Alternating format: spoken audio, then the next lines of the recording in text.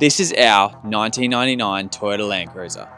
And last week, Lil and I flew up to Sydney, picked this bad boy up and drove it the whole way back to Hobart, Tasmania. And judging by last week's comments, you guys want to know why. So in this video, I'm going to explain to you why the heck we bought a Troopy and this one exactly. But first, I'm going to show you the start of this build, from turning it from what it looked like then to what it looks like now. And if you stay around long enough, I'll even let you in on some build plans too. Ooh.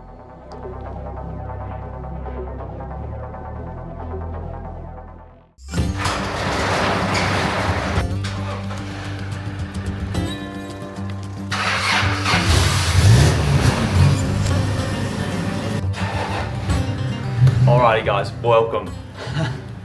It is the first day of working on the Troopy. I've owned this thing for like a week now and I haven't had a chance to even start working on it. I haven't even washed it. So I'm so excited to start working on this thing. I've just been picking up parts left, right and center for it. You may see a set of tires on the back of the Hilux there. So that's exciting. But pretty much because I want to do a really good job of this car, first things first, I'm just gonna pull everything out of it. Like I'm gonna strip this thing right back and just make everything perfect. And we're gonna service it today too. Alrighty, so like I said, firstly, we've got to service this bad boy. Because who knows what kind of sauce this thing's running in it and how long for. So, I mean, I'm not doing anything major, just oil and air filter, and these belts have been squeaking, so I might change them over. I'm probably not gonna change them today, but just oil and air filter for now. So I've got oil filter, air filter, and some oil. I don't know what kind of oil this is, but I just got this on sale at Super Cheap Auto. I mean, well, I know what kind it is. It's this oil. But I'm pretty certain you could probably just run vegetable oil in this, like olive oil, and it'll probably be fine. I don't know. Whatever. This was just on sale, so it's going in. So we need this thing. How good are old cars like this to work on? I know it's the exact same sort of theory with our Prado we have, but there's no way I'm gonna be servicing that myself. And that's why we chose this car.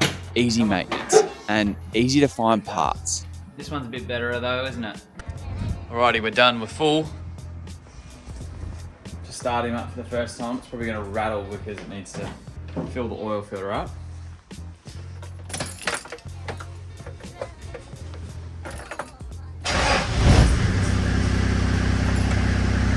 Oil light's still on. Off.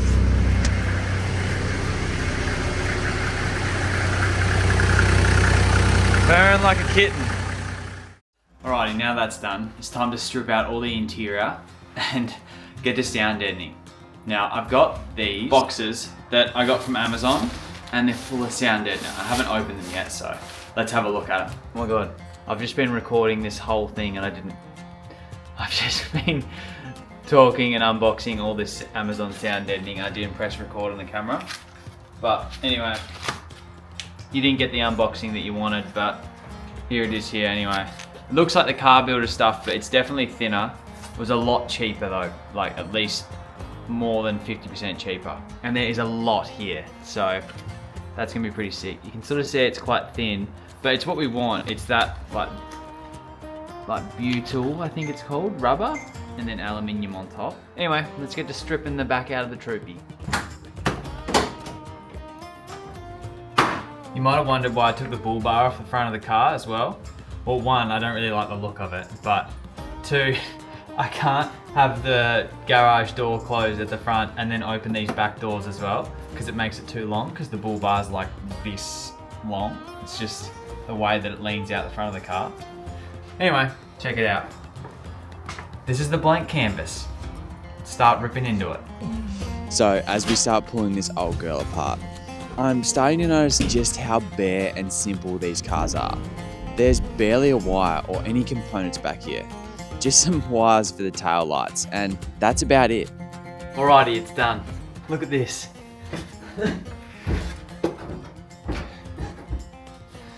It's stripped out. So I need to clean it first because it's quite dirty. I'm not certain yet on pulling the dash out. It's not a very nice dash, so I'm thinking maybe I could find like a second-hand one in really good quality and swap it out.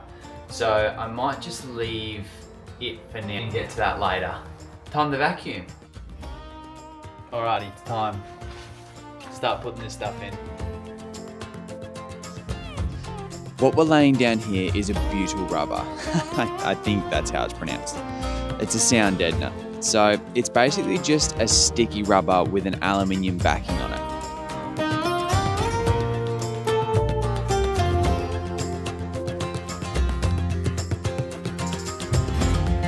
Now, this stuff is supposed to help with road noise. I have previously used this on my Hilux with fairly good results. Morning, yo. I didn't really film anything this morning and last night. I've just sort of finished putting all this back in. Only temporarily though, because I sort of want to pull all this out at one point.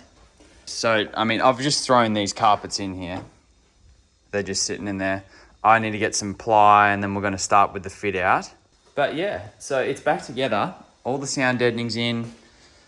It's pretty much like, you know, ready to take for a drive, realistically. I'm excited to see how much quieter it is. I mean, I don't expect it to be insanely quiet.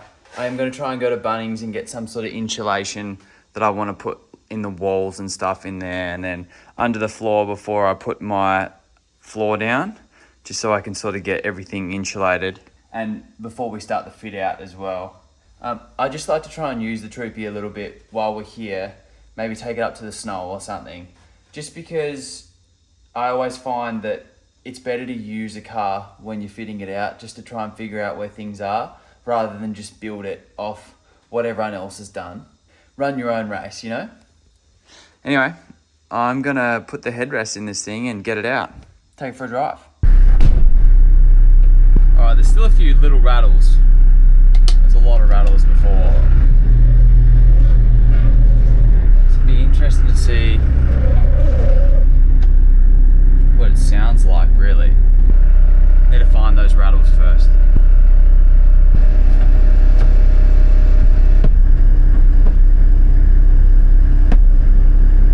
I think that's just suspension stuff underneath.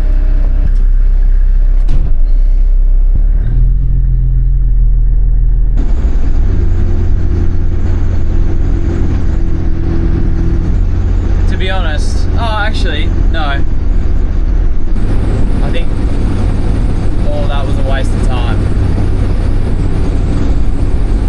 There's definitely less engine noise and road noise, but the wind noise is my major problem.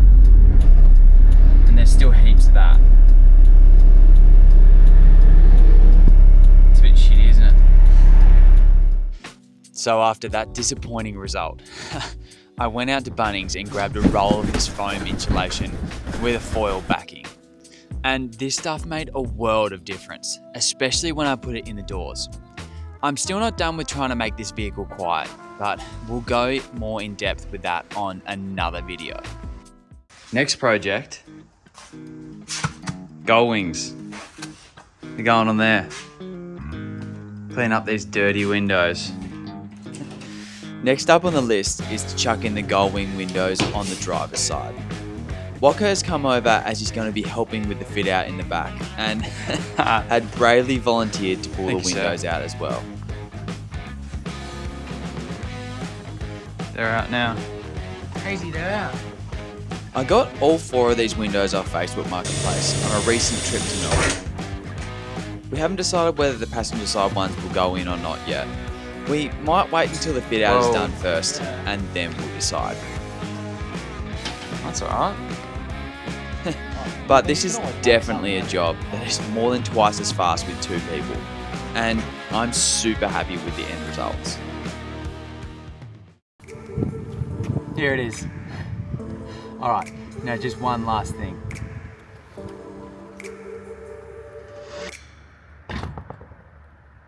Well, that didn't work. We'll try that again.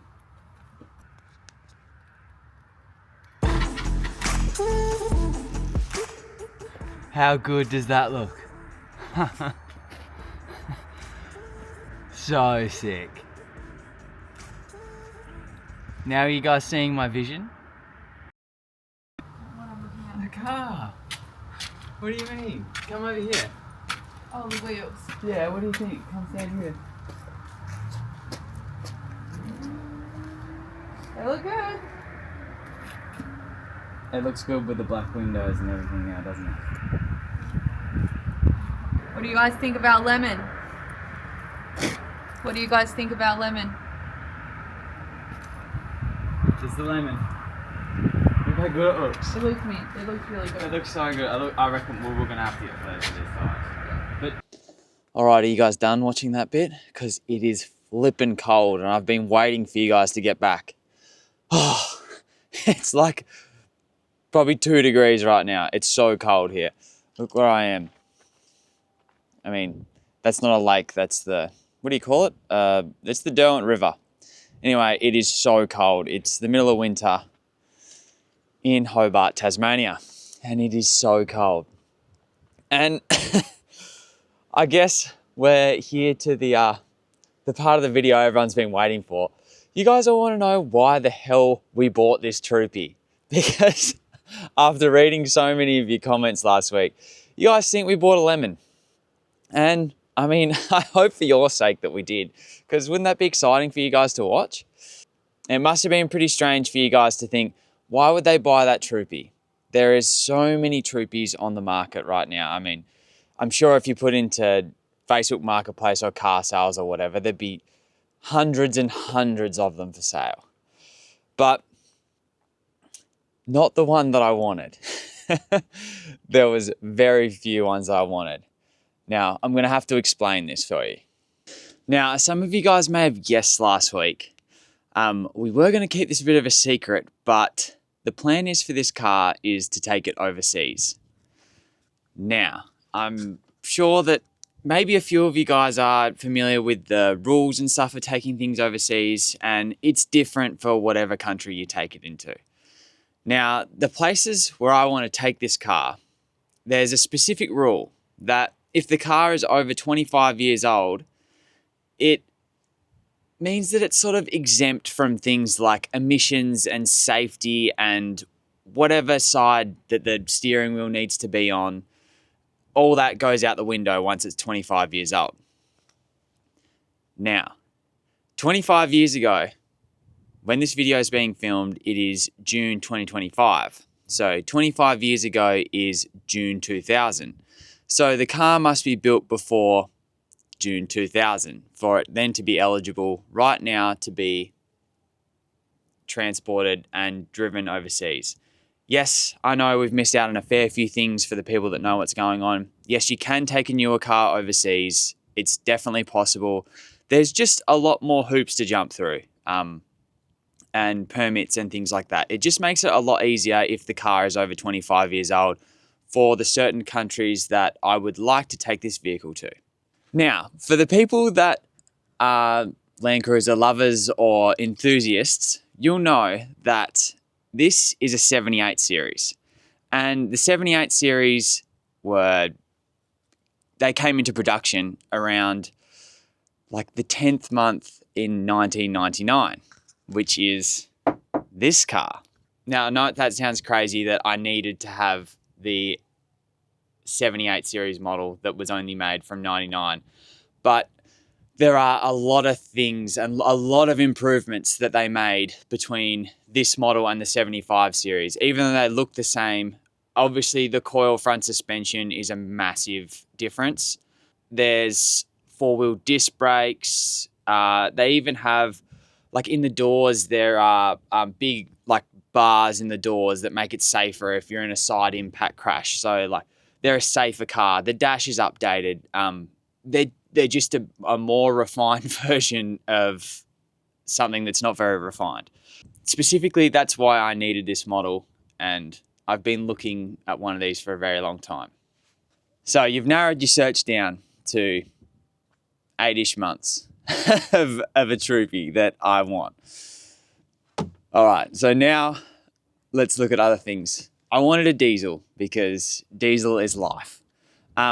So that rules out all the petrol models that are around. Oh, excuse me. So that rules out all the petrol models. Now, I wanted something that was under 300,000 Ks or around. So that rules out about 75% of Troopies on the road. And then I wanted something that was like stock. I want something that's stock. I don't want to be buying something that's already got a 2-inch lift kit and it's already got all this stuff done to it, because then it just doesn't make it as exciting for me when I'm building it. I'm building this car to be my car. Well, sorry, our car. And I want it to be a blank canvas when I start with. That rules out a lot more. Like pretty much every Troopy is modified.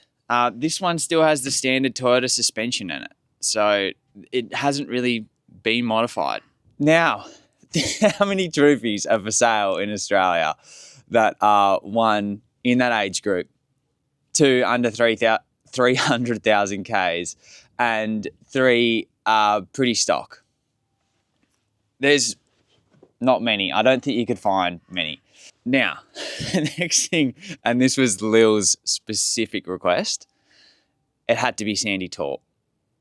Now, I thought that was impossible. So we were planning on buying one and painting it. We have looked at previous ones before.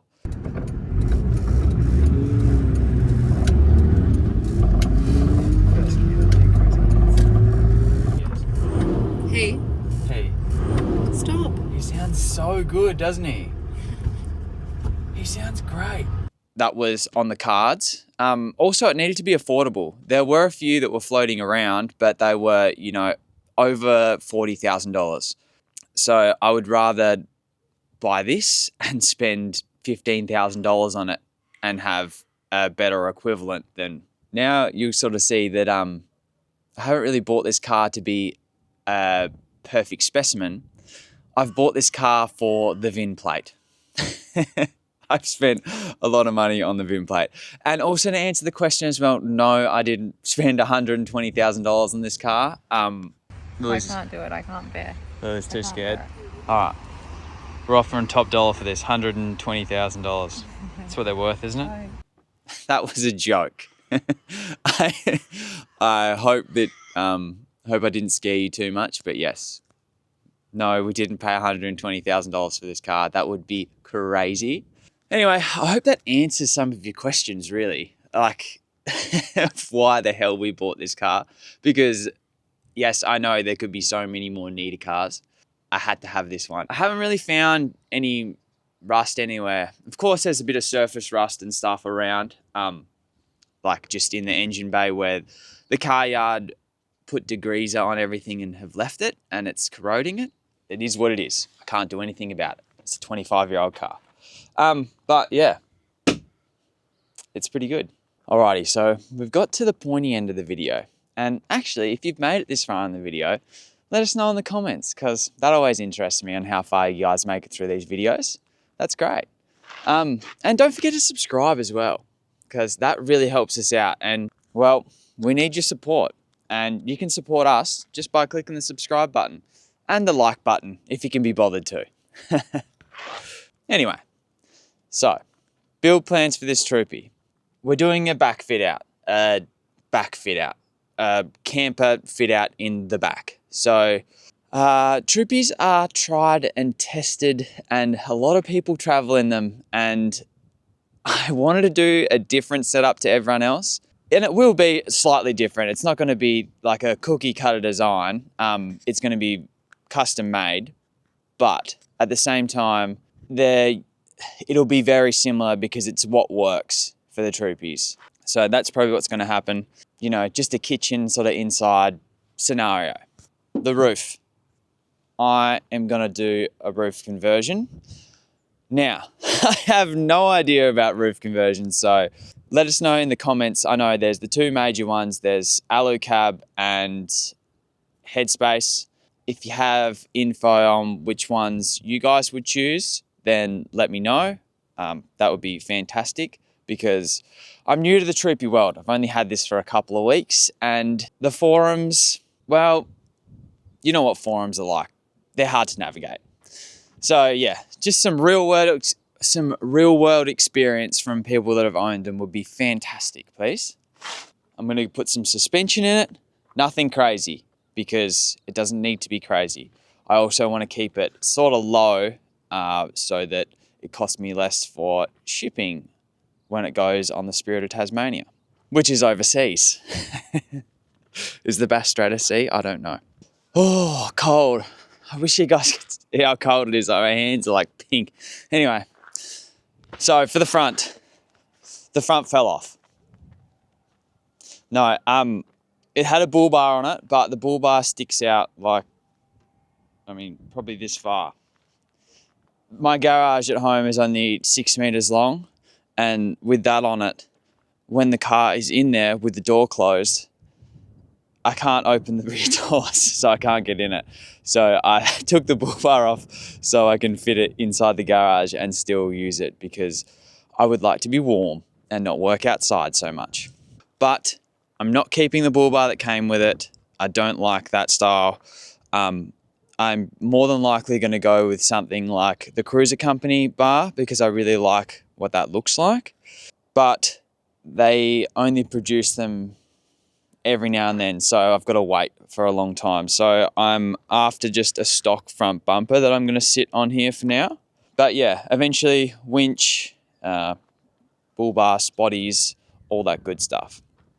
Now, the motor in this thing is a 1HZ non-turbo. Now, I'm toying up the idea of turboing it.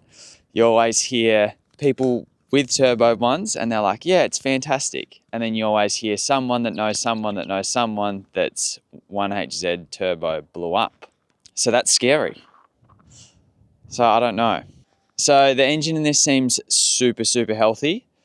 There's a real little part of me, don't tell Lil this, that's hoping that it blows up and then we can put a FTE motor in it. But I'm not going to be able to get that past Lil if this one works. So pray to the blow up gods. It goes really, really well. It's got extractors on it. I thought it was going to be really slow, but it actually goes really, really well. I don't know what we're going to do with it. Obviously, it's not loaded up yet. Once it's got an extra 500-600 kilos in it, it will probably be a completely different story, and I'll be going, oh my God, this thing is so slow. But for now, it's actually quite fast. But yeah, I think that I'll probably just, leave it naturally aspirated. So that's enough for this video, guys. There's obviously a lot of stuff going on behind me in the garage, and that's for a future episode. So don't forget to subscribe so you don't miss that. But thank you so much for watching, guys. If you've got any questions, put them in the comments. I'll try and get back to you. All right, guys. Ciao for now.